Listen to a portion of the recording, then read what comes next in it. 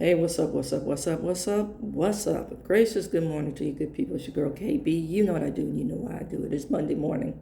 It's August 11th, and it is 2:55 in the a.m. I got the morning frog voice here happening, and I'm physically exhausted, and I don't know why. I got a relatively decent night's sleep, even though the dogs woke me up several times barking.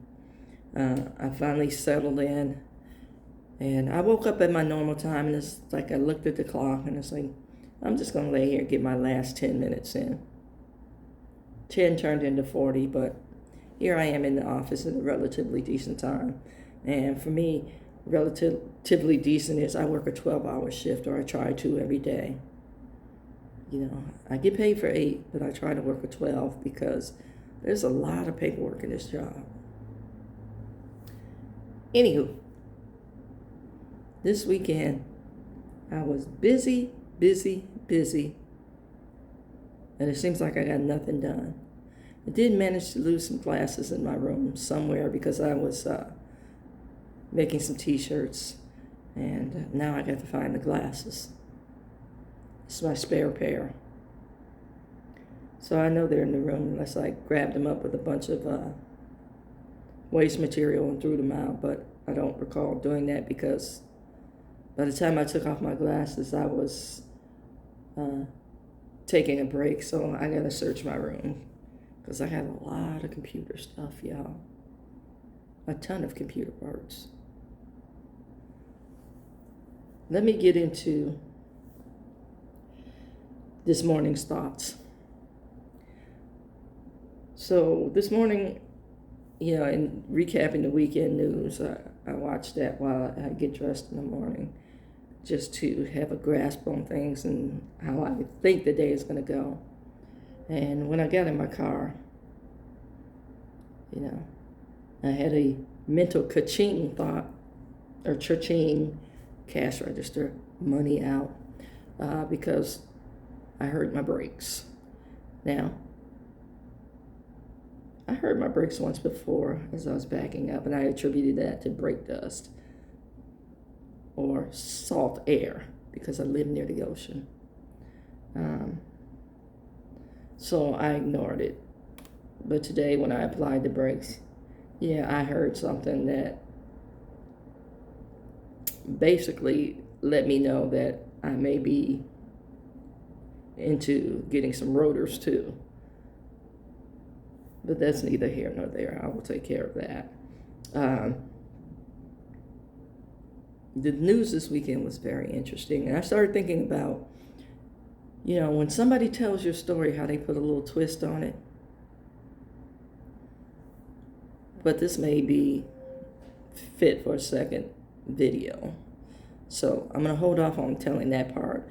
Let me tell you what I did this weekend. Like I said, I was making t-shirts and realized I cut the wrong design. So I have to go back in today and print out some more things because I want to get this order just right.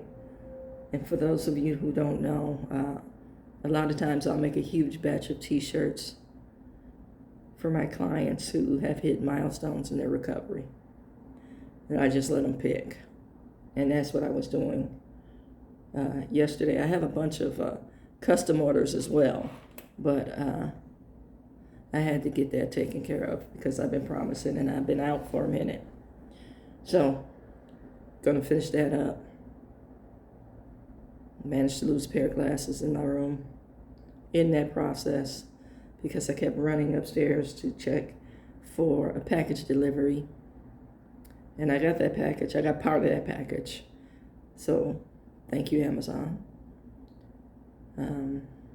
But the one thing that I did that I felt really productive about, because a lot of my t-shirts have Black history on them, since we're not allowed to teach that in school, and we've never told the truth about that in school. We have this romanticized version of our own history, collective as a nation. So you can imagine what they do to Black history. And by they, I mean the school systems, the power that be. One of the t-shirts that I made for myself, because my hoodies all have messages, So if you see me in a hoodie, I'm saying something, says racism is not an event. So there's not one singular event. Racism is a system. And I want you to think about that. And then think about what you know about your history and what you know about the history of this nation. Then I have one t-shirt that I also, or one design that I also made, that has the words American History X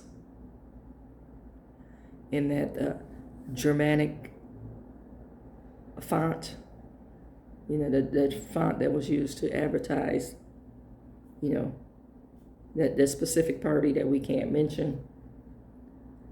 They had it on all their buildings. It says American History X, and then it has a list of every massacre of people of color for this nation. And I put the list in the colors of red, white, and blue, just to give you a visual. Okay, I'm going to tell about how somebody told my story in the second video. I want you to think about what you know about your history as an individual and what you know about the history of your people and how they were treated on a national level. Many of us don't know our genetic makeup. I am fortunate enough to have had the DNA testing, and I'm African descent, yes, although I'm not the darkest black person in the world. I always say that. African descent. Nigerian, to be specific. It's the prominent African component of my DNA. Okay. Native. And it took some research and some prying and, some questioning, and then I finally connected with a family historian who knows, who's older and knows a lot about the family. Thank you, Facebook, for that. That's one of the benefits of Facebook for me, because I grew up thinking I had a very small family, and my family is huge. And I've connected with a bunch of cousins based on Facebook. So I am Monacan, which is an offshoot of Lakota and Sioux. So, okay, we got Nigerian, we got Monacan, and then we got Welsh, Wales, Scotch-Irish. And my sister likes to tell my nephews that we're related to Tom Jones. It's not unusual. Okay. That's one of the haha moments for me. So, Nigerian, indigenous,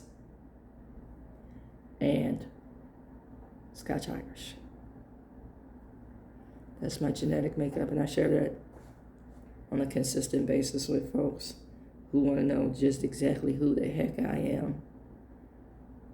I'm trying to be nice early in the morning, because I will tell you who I am. And I'll tell you by identifying my mother. I'm blank blank's little girl. So if you know my mother, you know what I was taught. You know how I was taught. And you know what I am capable of based on this lineage. I like doing that. And I think we need more of it, because that speaks volumes to who you are as an individual by identifying with a lineage. See, in Scripture, if you follow Scripture, people were named like that. Like David ben Judah. David out of the line of Judah. You know. So names meant something.